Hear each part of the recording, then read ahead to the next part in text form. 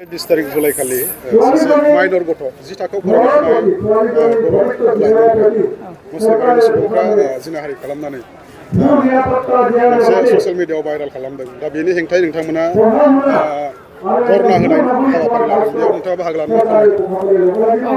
दिनै खोब जोङो चिरां जिल्ला आइजो अनसाय आफादनि जानानै आङो आफादगिरि जानानै दिनैनि बे धरनायाव गुबुन गुबुन आफादफोरनिफ्रायबो बाहागो लाफैदों।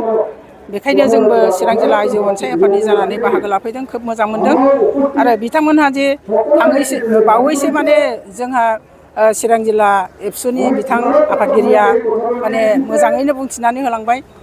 जोङो माने कान्ट्रिनि सायाव माने जोङो बे आयेनखौ जोङो माने पक्स आयेनखौ जोङो नारसिननानै बा पक्स आयेननि गेजेरजों जिथुनाखि कालप्रिट बेखौ जोङो फासि होनांगौ।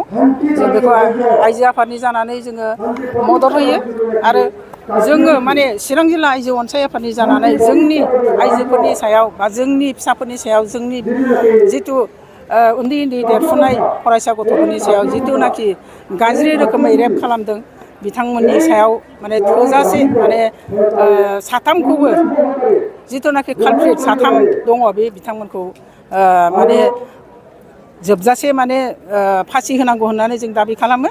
आरो जोङो जोंनि माखासे जोंनि बर' माने गारजेनफ्रा जाहाथे सांग्रां जायो आरो जोंनि फरायसा उन्दैफ्राबो सांग्रां जायो।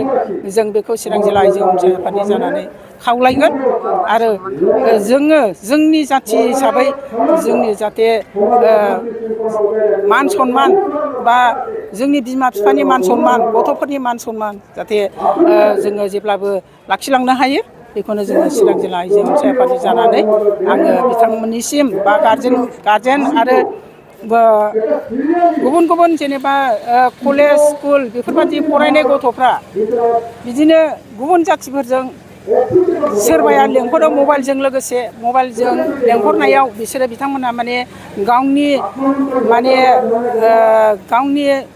मोनसे देहानि माखासे